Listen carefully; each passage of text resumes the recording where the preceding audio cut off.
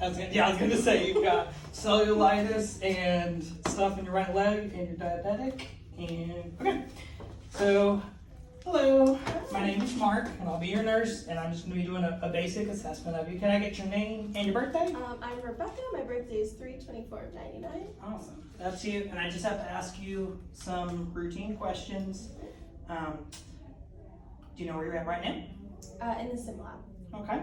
And who is the president? Joe Biden. And what brings you into the hospital today? My itchy right leg. Okay. So patient does appear to be appropriately dressed and groomed for the season. She is responsive to conversation. She is alert and oriented ×4. So next I will go ahead and take her vitals. So I would do her blood pressure, which we're looking for ideally be under 120/80.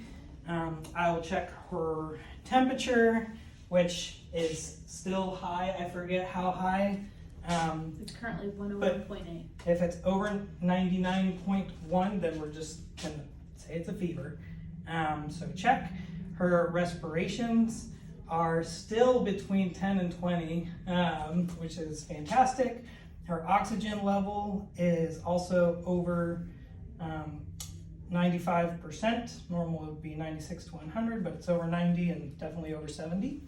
So next, I'm just gonna ask you some questions. They seem a little redundant, but are you in pain right now? Yes, a little bit in my right lower leg. Okay, so what exactly were you doing when the pain started? I had just been working outside, and I think I got into some poison ivy, and I was just scratching, Okay. and it started hurting. So just to make sure it didn't trip or anything else like that, or No. didn't get a laceration from a twig or anything, it's just the poison ivy? Just the poison Okay, ivy. how would you describe the pain? It's kind of scratched up and scraped up. Okay, so would you say not so much like irritation, like burning? Yes. Burning? Burning. Okay, perfect. Okay. And then, is there anything that makes it better or worse? No. Okay. And on a scale of 1 to 10, what number would you give it? Like a 4 right now. Okay, it's pretty decent. So, having talked about her pain, we will now, and when did you say this happened? Yesterday. Yesterday. Okay. So having talked about her pain, we will now just do a basic skin assessment. So obviously, I'm going to look in general. Her skin up here is appropriate for age, her race, and ethnicity. Warm to the touch, not overly hot or cold, and moist but not excessively sweaty or anything like that. The texture is smooth. The hair is appropriate. I am going to take a look at your leg, and yes, there is. This is what it looks like. Oh yes, that is definitely got some rubor and some. It looks like some swelling or edema. I'm just going to press a little bit where I don't see it as much. Oh, look, there's some edema, and I'm going to do it on the other side just to make sure. But the other side, ironically, doesn't have it because she didn't get poison ivy on that side. But I'm still going to also check your nails, make sure that they are not clubbing, that there is cap refill under 3 seconds, which there is. Checking for Tuger, and that is also under 3 seconds. So with that, I'm going to move on. Actually, I'll check your feet for that too. Fantastic. And now I'm going to go ahead and check your scalp and hair. So just out of observation, the head appears to be normal cephalic.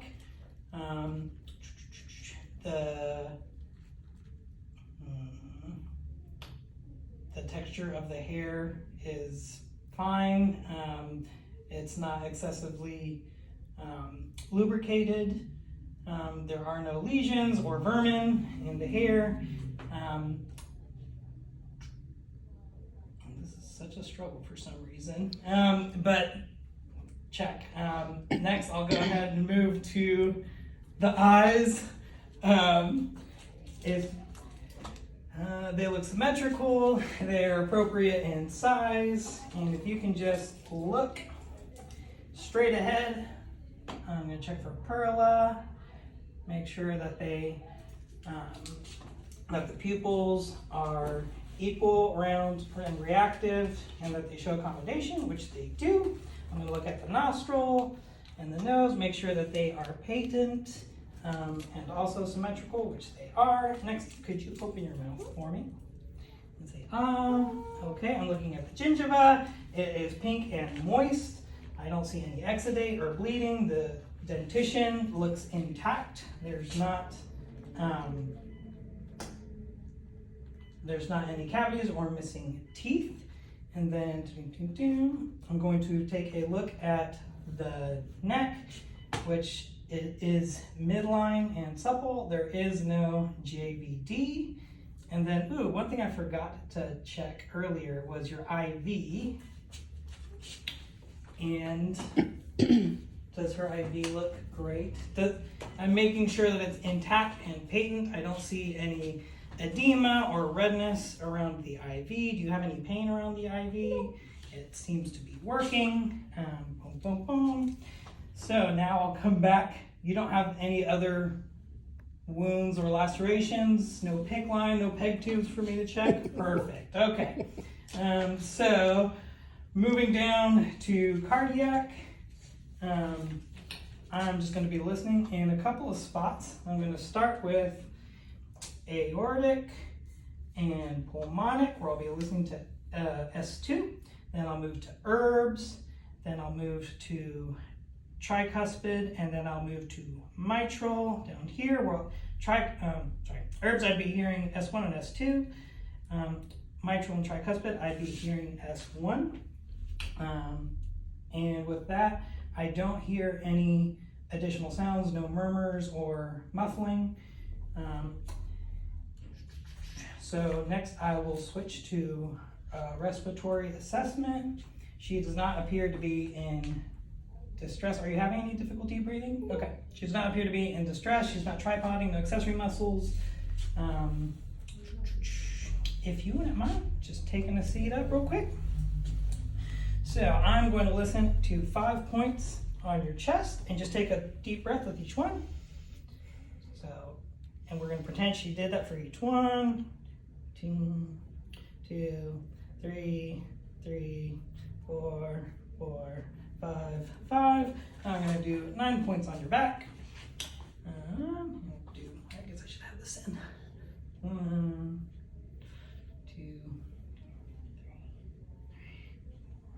4, 5, 6, 7, 8, 8, 9. There were no adventitious sounds or stridor. Next, we will move to the abdominal assessment. So first, I'm just going to inspect. It looks flat and not distended. I don't see any signs of ileus or organomegaly. And I'm going to auscultate first before I palpate. So I'm going to start in the right lower quadrant, and then to the right upper quadrant, and I'd be listening for clicks and gurgles, which are within the 10 to 30 range, which is fantastic. And no pain in your abdomen? Okay, so I would start with the soft palpation in each area, making sure that I don't feel anything that's solid or that she has any guarding or tenderness. Now, as far as bowel movements or general urinary, have you had any nausea, vomiting, diarrhea, constipation? Nope. When was your last bowel movement? This morning. Okay, fantastic. And as far as Urinary. Have you had any problems with urinary? Urinary, no pain, no burning, no frequency. Not going to the bathroom, either the bowel movement or urinary without wanting to incontinence. That was great to hear. Okay, so with that, we will move on to checking your pulses in different areas because we're just taking the fun route. So I'm going to go ahead and I've already checked for Tuger. I've also checked for cap refill. I did that on her feet, so I'm just going to check your radial pulse, your brachial pulse, your carotid, which I do one at a time, and not going to do your inguinal because no need, popliteal, dorsalis pedis, and then posterior tibialis, and they are at number 2, which is regular, and her rhythm is also regular. And we said 60 to 90. I will now hope that I don't have anything other to do than muscular. So if you wouldn't mind just sitting, does it hurt to stand? Actually, where exactly does it hurt? It hurts just kind of in this area. Okay, does it hurt to move? Not very much. Okay. If you could actually put your neck up like this, forward, side to side, move it around. Just feel as you do that. I don't feel any rigidity or the other word for rigidity where I've crepitus. There we go, where I feel the, yes. If you could lift your shoulders real quick. Okay. Now lower them. Okay. And circumduct. And if you could move your arms out like this, abduct, adduct, pronation, supination. Try to pull them up. Okay. Try to push them down. Okay, try to push them out. Perfect. And we'll go ahead and do your legs. Can you straighten your legs out? Okay, now try the other one. Okay, and don't try to pull it down.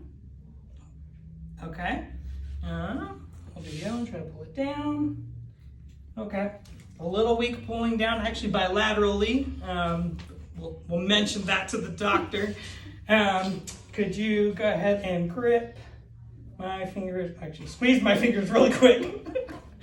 And then with your ankles, if you can press the gas, then dorsiflex, do that with the other foot.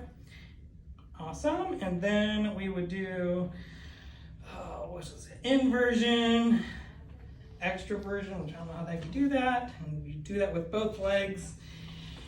And now you're going to ask me if there's anything else that I need to ask her. Specifically with what she's got going on. She has redness. Does she have a bandage?